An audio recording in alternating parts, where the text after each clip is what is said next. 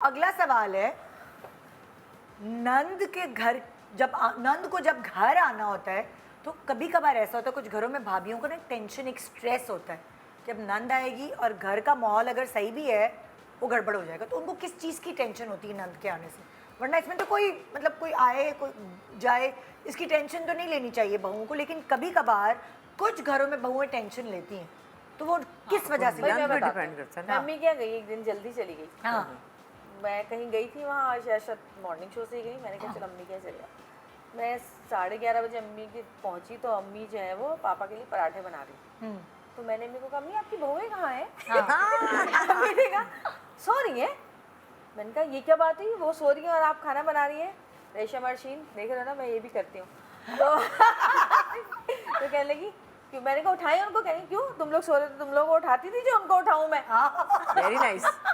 सही है भाई। तो ये भी ये होता है, तो ये होता है कि ये होता है कि उनका घर का एक सिस्टम चल रहा होता है।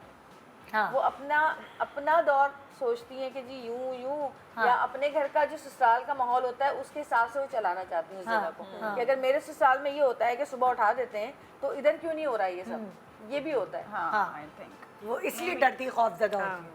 तो आप दोनों भी कोई, आप तीनों चारों जो सास भी, और मुझे लगता है सास और बहू जो होती हैं वो एक हो जाती है, तो मतलब सास और नंद एक हो जाती हैं, जिसकी वजह से बहू को बहुत टेंशन हो जाती है। इनसिक्योर हो कि भाई, जाती कि तो माँ ये तो बेटी, अब माँ ग्रुप बेटियां मिल जहाँ पे जाती हैं। एक को डील कर रहे थे वहाँ पे अब दो को डील करना हाँ। है। सेकेंडली जब नंद आएगी तो वो अपने बच्चों के साथ आएगी, तो उसका भी फिर ख्याल रखना है, फिर उसके खाने अलग बनेंगे, क्योंकि जब भी बेटियां घर आती हैं तो माएँ उसका एहतमाम करती हैं ना, कि खाने अलग बन रहे हैं। तो बहू के ऊपर वो काम का प्रेशर मुझे लगता है जरा ज्यादा बढ़ जाता है। अच्छा, हर जगह ये नहीं है।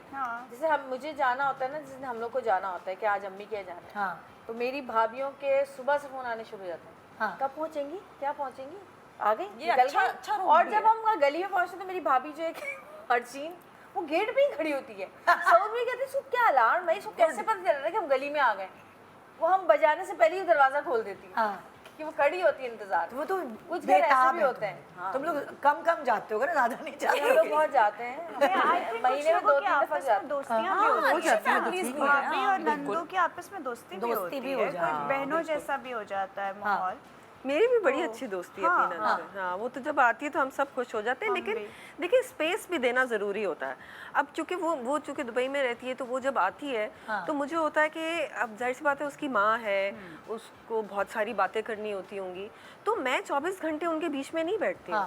मैं आती हूँ, मिलती हूँ, बैठती हूँ, बात करती हूँ, उसके बाद 1-1.5 घंटे के बाद मैं ऊपर चली जाती हूँ। मुझे होता है कि उन दोनों को आपस में भी टाइम स्पेंड करना बिल्कुल जरूरी है। तो माँ बेटी का अपना एक हाँ, तो मेरा ख्याल है रिश्ता वो भी इस बात को रिस्पेक्ट करती हैं और मैं भी अपनी तरफ से और रिस्पेक्ट करती हूँ। एक चीज तो हम निकाल ही नहीं सकते ना, माँ बेटी का रिलेशनशिप तो है ही है, उसमें बहू आगे कुछ नहीं कर सकती, वो जगह नहीं बना सकती बेटी की। बहू है, बेटी है। इस बात को समझ नहीं आता कि क्यों ये वाली बात कहते हैं कि सास माँ होती है, बहू बेटी होती है। हाँ ठीक है समझना, लेकिन एक्चुअली जो माँ बेटी का रिश्ता है उसकी जगह नहीं ले सकते।